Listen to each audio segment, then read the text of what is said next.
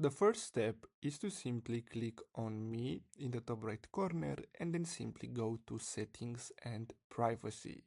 Now once you get here, you're gonna have to click on Notifications on the left side, and then from here we have different categories. So we just have to go through each one of these and click on them, and as you can see we get push notification, in-app notifications and email notifications. Now you just have to disable this and you won't get any notifications.